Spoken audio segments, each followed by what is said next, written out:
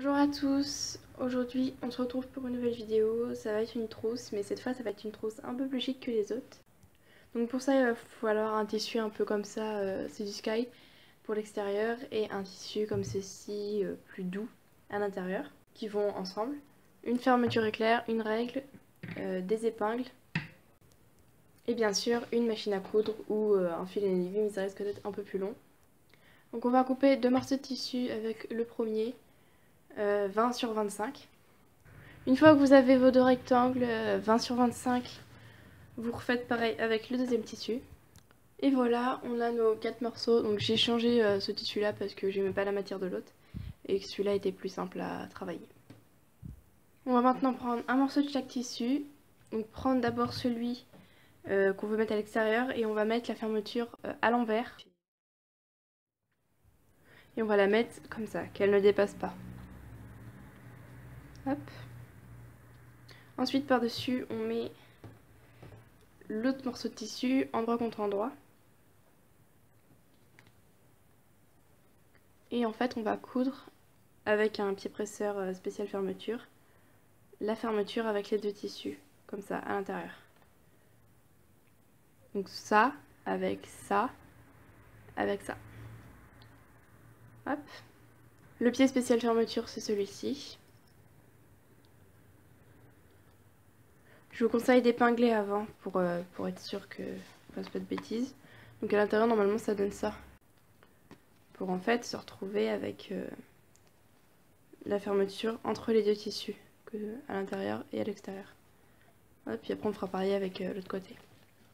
Donc on coud cette partie là. Donc voilà ce que ça donne.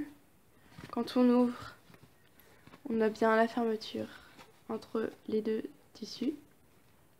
Maintenant on va prendre les deux autres morceaux et en faire exactement la même chose. C'est-à-dire qu'on va prendre le tissu qu'on met à l'extérieur et on va mettre la fermeture endroit contre endroit dessus.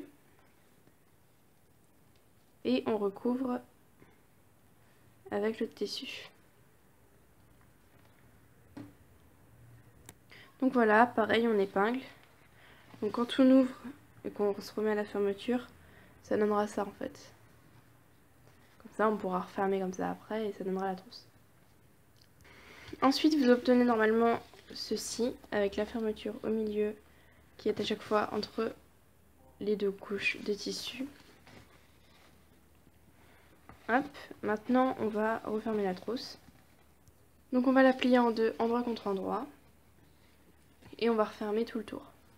En laissant la fermeture ouverte pour pas avoir de problème et pas pouvoir la rouvrir. Donc bien sûr c'est mieux d'épingler avant le pied presseur normal pour pouvoir faire la couture ici tout le tour.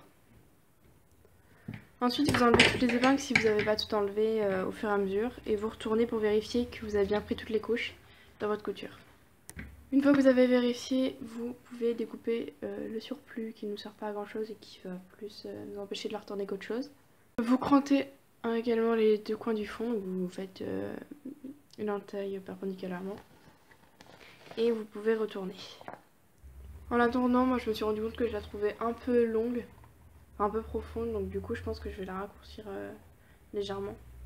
Mais pas trop parce qu'après il faut penser qu'on va faire des soufflets. Donc voilà, je la raccourcis de 5 cm. Donc maintenant on va faire des soufflets. Pour faire un soufflet, il faut tout simplement prendre le coin comme ça et le plier. On va le faire à 6 cm en comme ça là.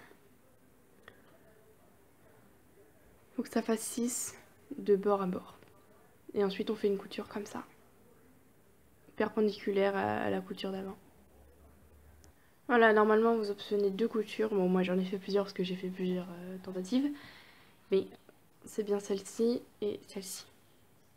Normalement elles sont censées être parallèles. Donc maintenant on va retourner pour voir si elles sont bien parallèles justement. Donc en dessous ça donne ça. Vous avez la couture là qui est celle-là et celle-ci et celle-là. Et vous obtenez votre... Et donc voilà, à l'intérieur c'est comme ça. Enfin on voit pas grand chose mais à peu près quoi. Et les soufflets. Et vous avez votre jolie trousse. Donc voilà, j'espère que cette vidéo vous aura plu, que vous aurez réussi à le faire, que vous allez essayer en tout cas. Et je vous dis à bientôt pour une prochaine vidéo. Bye bye!